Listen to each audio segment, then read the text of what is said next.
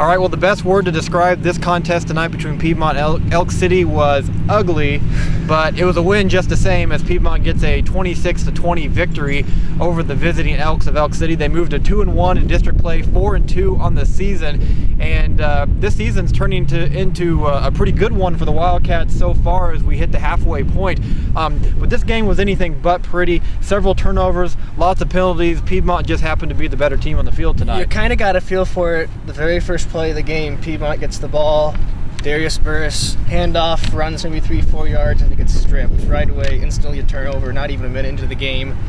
Like you said, I mean, ugly is almost an understatement. I didn't keep track of the penalties. I should have, but there was, I mean, just a ton of penalties on both sides. It almost canceled each other out in some sense. I mean, just because both teams were penalized so much.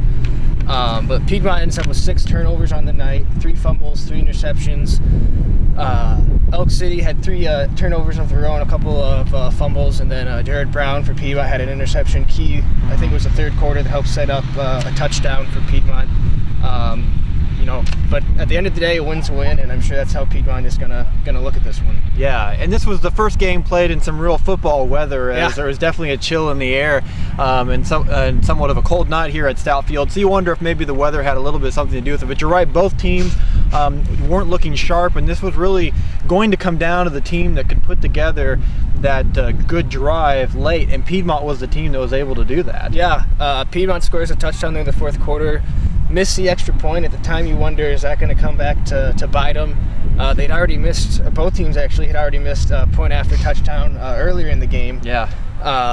So Piedmont scores that touchdown in the fourth quarter, puts them up 26-20. And then twice they stopped Elk City on fourth down plays, 2 different possessions, which was, I mean, pretty much it ends up being the difference in the game.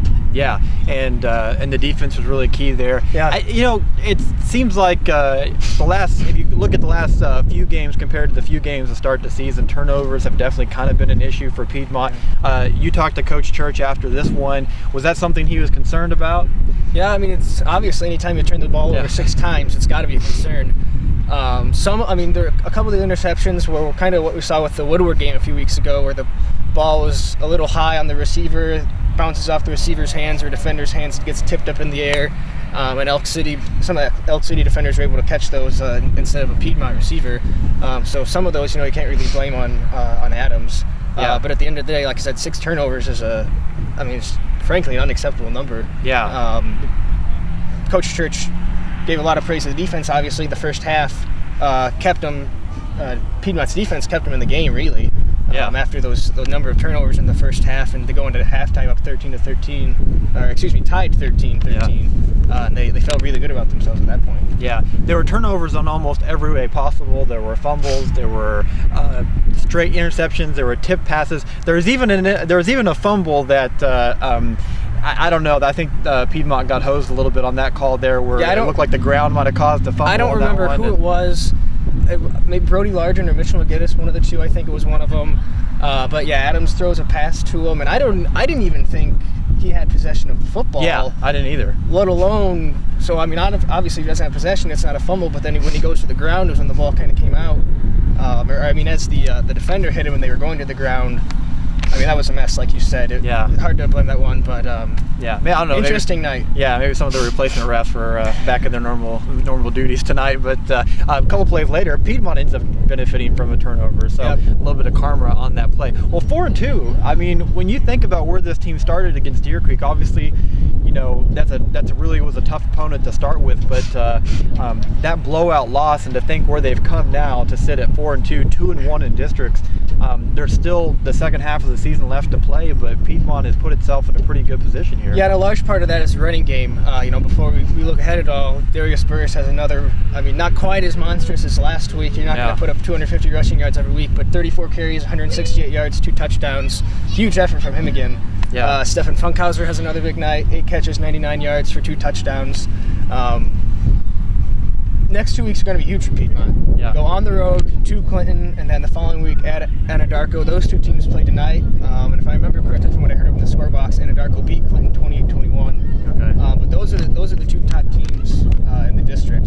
So Piedmont's got a brutal stretch here going forward the next 2 weeks. And you just need to be the top 4 out of the 8 teams in your district to go to the playoffs. But you're right; those are look to be the top 2 teams in district play, and Piedmont's going to really get a chance to really show itself. Is it? I think they look like a playoff team. Piedmont does look like a playoff team based on what they've done so far. The question is, do they belong in that top 2 or that bottom 2 of that 4? And we're going to get a chance to see here over the next couple of weeks. Yeah, I would agree with that.